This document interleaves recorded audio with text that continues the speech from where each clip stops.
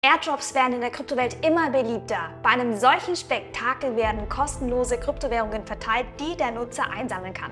Doch hast du dich schon mal gefragt, warum ein Kryptoprojekt kostenlos Coins und Tokens verteilt? Zu schön, um wahr zu sein? Welche Arten von Airdrops gibt es und welche Nachteile haben sie für den Nutzer, aber auch für die Projekte? Airdrops in Krypto einfach erklärt, dazu ein paar Beispiele und ein paar Tipps für dich. Von daher dranbleiben, liken und abonnieren nicht vergessen. Danke dir, ich freue mich auf dich. Bis gleich.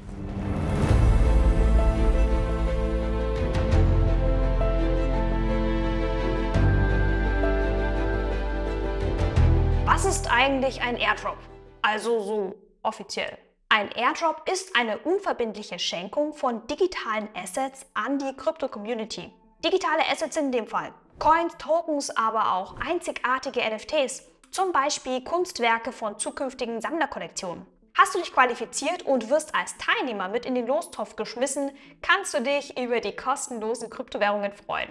Die Kryptowährungen aus dem Airdrop kannst du dann zum Beispiel nutzen, um dein eigenes Portfolio damit aufzuhübschen. Wie alle anderen Kryptowährungen auch, kannst du die Tokens halten oder du verkaufst sie einfach im Gewinn.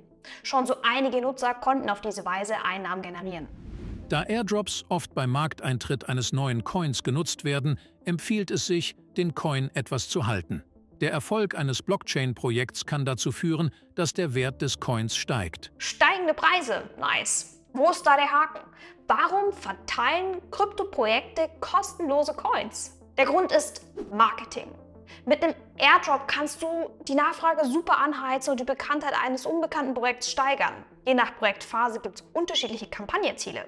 Gerade bei Markteintritt ist es wichtig, möglichst schnell viele Leute an die Plattform zu binden. Ein Beispiel aus dem echten Leben. Ein neuer Döner macht ums Eck auf, bietet den ersten 1000 Kunden einen kostenlosen Probierdöner an. Du musst nur ein paar Minuten in der Schlange stehen. Würdest du Nein sagen? Schmeckt dir der Döner, wirst du vielleicht wiederkommen, diesmal aber zahlen.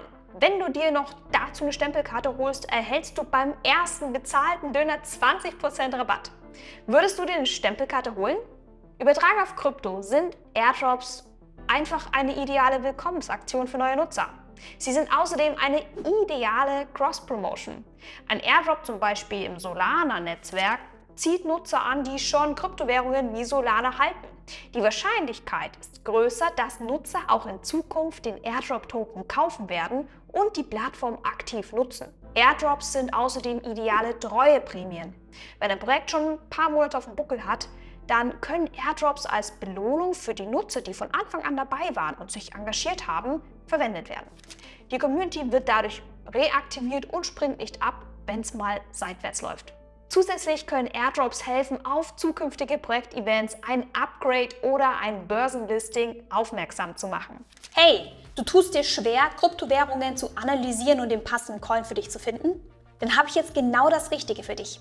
In meinem Online-Kurs lernst du mit mir, wie du in 5 Schritten in Kryptowährungen investierst. Definiere deine finanziellen Ziele, bewerte deine Coins nach einem Punkteschema und erstelle dein passendes Portfolio.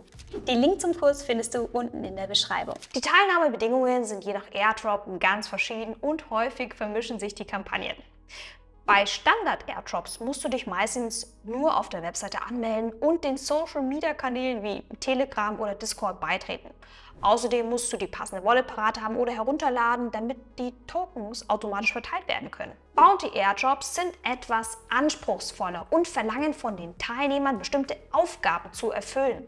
Zum Beispiel musst du Twitter-Beiträge teilen, Freunde anwerben oder zusätzliche Inhalte erstellen, um die Tokens zu erhalten. Bei sogenannten Holder-Airdrops musst du als Bedingung eine bestimmte Menge an Kryptowährungen in deiner Wallet halten, was dazu führen kann, dass Nutzer gegebenenfalls nachkaufen müssten, nur um die Mindestmenge zu erreichen, um dann an einem Airdrop teilzunehmen. Werden hingegen nur bestimmte Teilnehmer, VIPs oder sehr treue aktive Mitglieder belohnt, spricht man auch häufig von exklusiven Airdrops. Lass uns ein paar Airdrop-Beispiele anschauen. Beispiel 1: Uniswap. Eines der größten und erfolgreichsten Airdrops bisher war der von Uniswap. Der Token mit dem Ticker UNI wurde bei Einführung im September 2020 über einen Airdrop gepusht. Jeder, der vor dem 1. September mit dem Uniswap-Protokoll interagierte, konnte mindestens 400 UNI kostenlos beanspruchen. Über 250.000 Teilnehmer konnten sich letztendlich qualifizieren. Dabei wurden rund 60% des ursprünglichen Tokenangebots, das waren rund 600 Millionen Uni-Tokens, verteilt. Hättest du bei dem Airdrop 400 Uni erhalten und hättest du nur 8 Monate lang durchgehalten und dann später, also Mai 2021, bei rund $40 verkauft, dann hättest du über $16.000 Gewinn machen können. Weitere beliebte Airdrops innerhalb des Ethereum-Ökosystems waren zum Beispiel die von Optimism und Arbitrum. Auch innerhalb des Solana-Ökosystems werden Airdrops immer beliebter. Von daher Beispiel 2, Jupiter. Der Jupiter Airdrop war wohl bisher in diesem Jahr der größte auf Solana. Bei Jupiter handelt es sich um einen dezentralen Börsenaggregator. Der Airdrop startete am 31. Januar. Über 955.000 Wallets konnten sich im Vorfeld dafür qualifizieren. Von den 10 Milliarden Tokens initial wurden mit dem ersten Airdrop ca. 1 Million Tokens ausgespielt, im Wert von über 700 Millionen $. Mit vermutlich 3 weiteren Airdrops ist in Zukunft zu rechnen. Zum Stand des Videos liegen bei Jupiter über 370 Millionen $ in Form von Smart Contracts gebunden.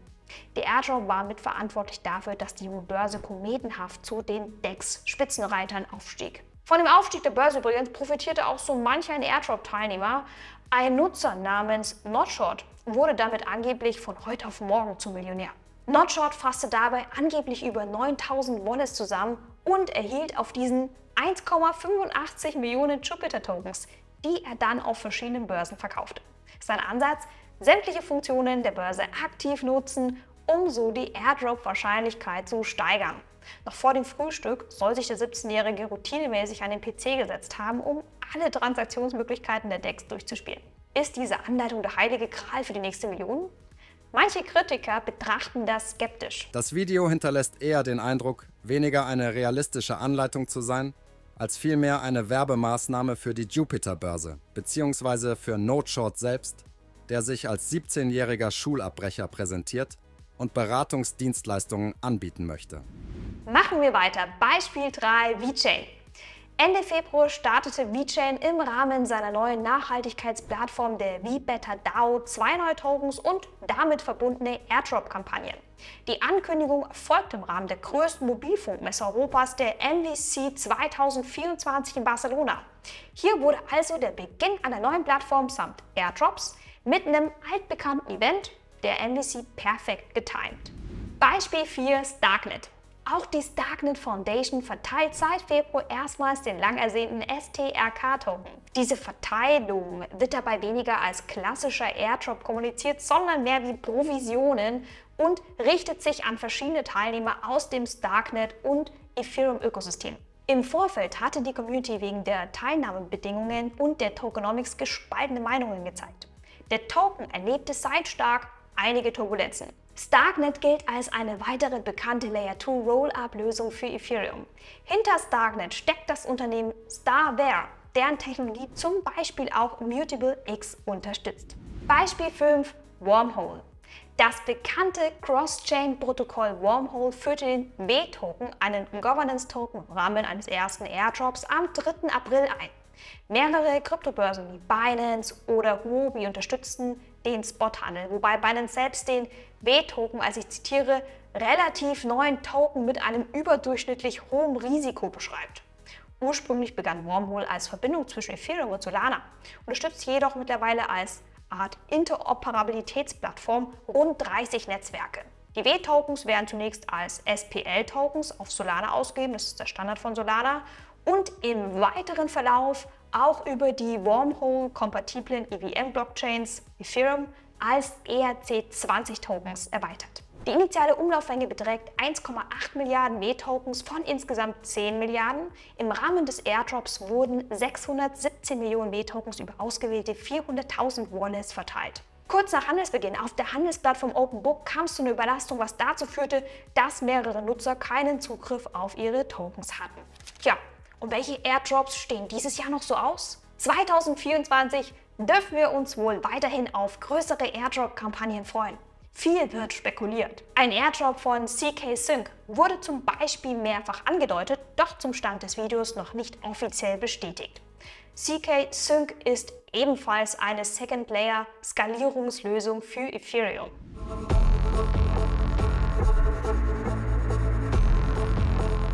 Können Airdrops eigentlich auch dem Nutzer oder dem Projekt schaden? Ja, können sie. Hier sind 4 Nachteile. Nachteil 1: Zeit- und Energieaufwand.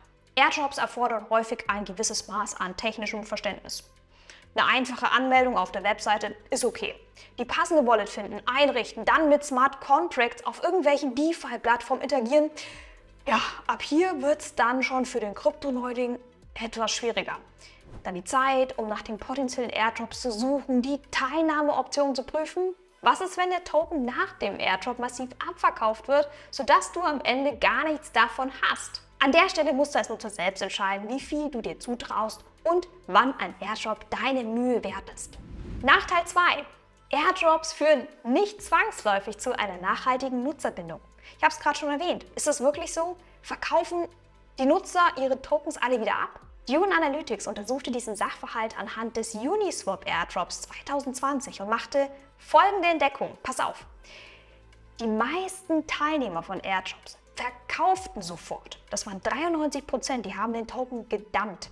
Weniger als 7% der Airdrop-Teilnehmer halten noch Uni. Von den 7% haben die meisten ebenso das meiste an Beständen wiederum verkauft. Nur 1% hat sich mehr Uni gekauft.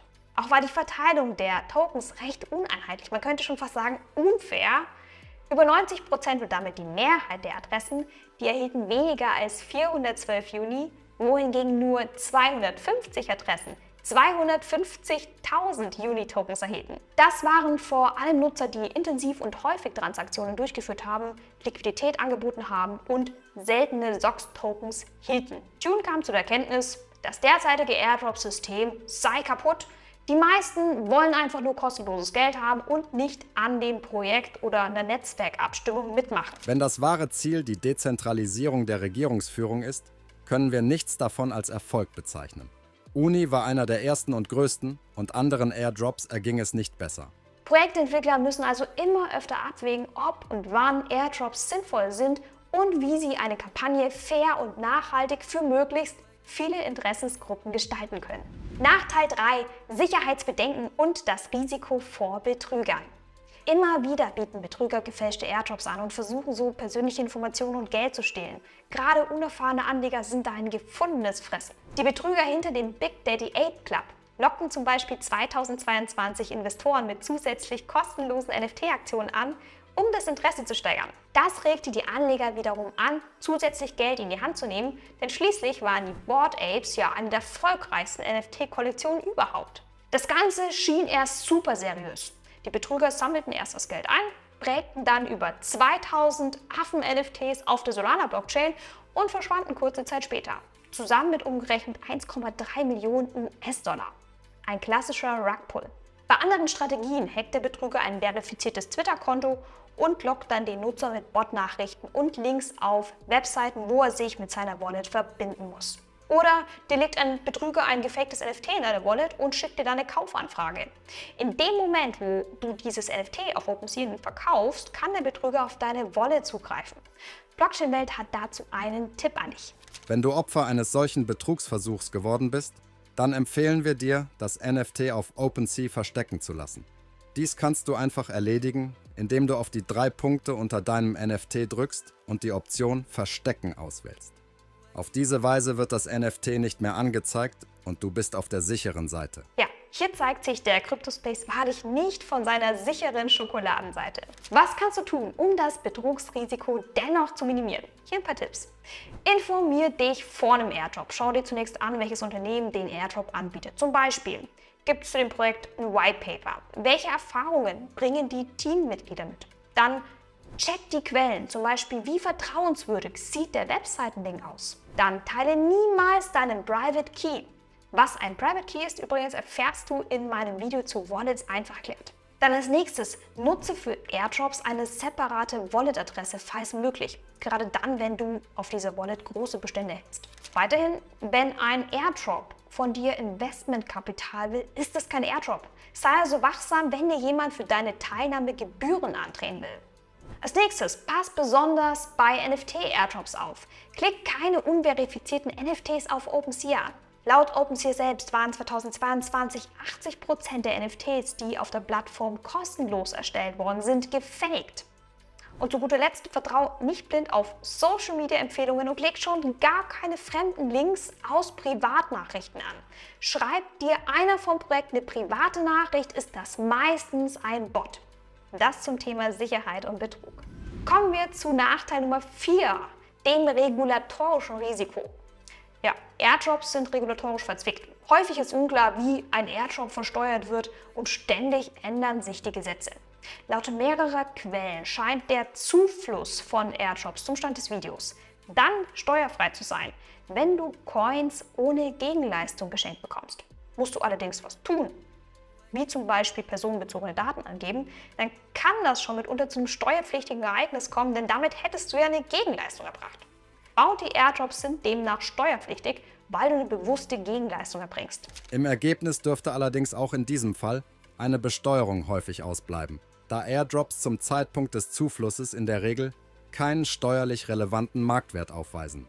Der Wert der erhaltenen Coins wird in diesen Fällen mit 0 € angesetzt. Willst du deine Airdrops verkaufen, entscheiden als nächstes der Verkaufszeitpunkt, Haltefrist, sowie die Höhe des Gewinns darüber, ob es sich um ein steuerlich relevantes Ereignis handelt oder nicht. Mein Tipp an dich, solltest du dir überlegen, bei einem Airdrop mitzumachen, lass dich rechtzeitig von einem Steuerexperten beraten. Eine ergänzende Steuertracking-Software macht Sinn, wenn du regelmäßiges Airdrop-Farming betreibst. Übrigens, was ist der Unterschied zwischen einem Airdrop und einem ICO? Beides sind Methoden, um Coins bzw. Tokens zu verteilen. Aber bei einem Airdrop erhältst du aus Marketinggründen kostenlos Tokens. Bei einem ICO hingegen kaufst du Tokens in der Hoffnung auf eine zukünftige Wertsteigerung der Tokens. Das Projekt nutzt dann dein Investmentkapital, um das Projekt zu finanzieren. Ein weiterer Unterschied ist der, dass ein ICO typischerweise in der Frühphase eines Projektes stattfindet, während Airdrop-Kampagnen während jeder Projektphase abgehalten werden können. Zusammengefasst. Airdrops waren einst als einfache Werbemaßnahme gedacht, um auf ein neues Kryptoprojekt aufmerksam zu machen. Heute werden sie als vielschichtige Marketingkampagne in jeder Projektphase eingesetzt, um die Community-Aktivität zu steigern, die dezentrale Mitverwaltung des Netzwerks zu fördern oder um treue Mitglieder zu belohnen. Denn der Gedanke ist der, steigt die Nutzeraktivität im Netzwerk, steigt der Wert der Kryptowährungen, die ja für den Projekterfolg repräsentativ steht. Das Airdrop-Farming hat sich regelrecht zu einer Kultur entwickelt. Dabei grasen Jäger verschiedene Airdrops ab, mehr aber um eigene Gewinne zu erwirtschaften, weniger um ernste Interessen an dem Projekt zu haben. Ein massiver Abverkauf kann ein Projekt im Worst Case ruinieren. Und das stellt die Entwickler immer wieder vor die Herausforderung, einen Airdrop nachhaltig zu gestalten. Ebenso erschwert es für den Nutzer auch die Suche nach einem wirklich guten und fairen Projekt. Zusätzlich gibt es viele Betrüger am Markt. Informier dich über die Airdrop-Teilnahmebedingungen vorher und lass dich nicht vom schnellen Geld einlullen. Zum Schluss aber noch was Gutes. Blockchain ist eine transparente und offene Technologie, sie ist dezentral. Deswegen bin ich immer so fasziniert. Wir haben Zugriff auf unzählige Metriken und On-Chain-Daten, die uns sagen können, was lief und was nicht. Oder wie Tune schreibt, jeder Airdrop liefert wertvolle Lektionen für die nächsten. Wie alle andere Scheiße. Von Optimism 2022, von Optimism und Arbitrum 2022 Beziehungs... Ich lasse es jetzt weg, das wird so blöd. Was kannst du tun, um Betriebsrisiken